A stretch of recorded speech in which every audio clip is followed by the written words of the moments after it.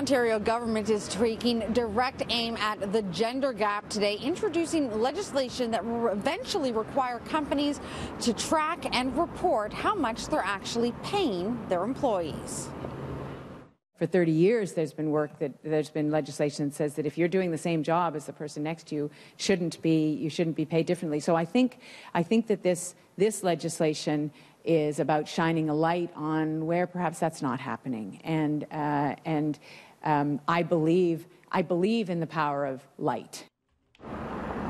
If passed, the new rules will eventually apply to companies with 250 or more employees. According to provincial statistics, women earn up to 30% less than men, a gap that hasn't closed in the past 10 years. But Howard Levitt, a prominent employment lawyer, says this legislation will do little to address those gaps.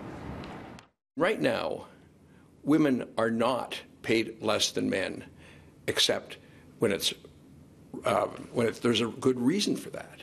There's three reasons for that. First of all, women are generally in more part-time work, and that pays less because they're less reliable workers in the workplace. When you're working part-time, you're not there all the time. You're not building up the knowledge of the workplace. Second reason is that they tend to be in jobs that around the world are paid less than jobs that males are traditionally in. For example, administrative assistants earn less than scientists or engineers.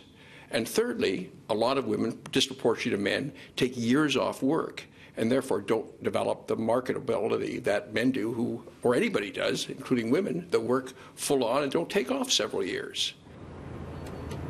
He adds that pay inequality based on gender is already barred through several human rights acts, and says this is little more than electioneering.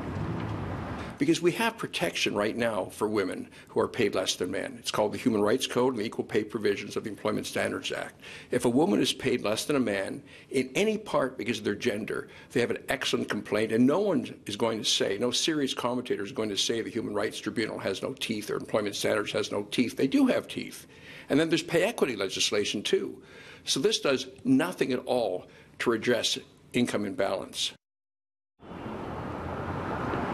Now, if passed, all public job postings, would have to have a salary range listed, and employers would be prohibited from asking prospective candidates about how much they earned in previous positions.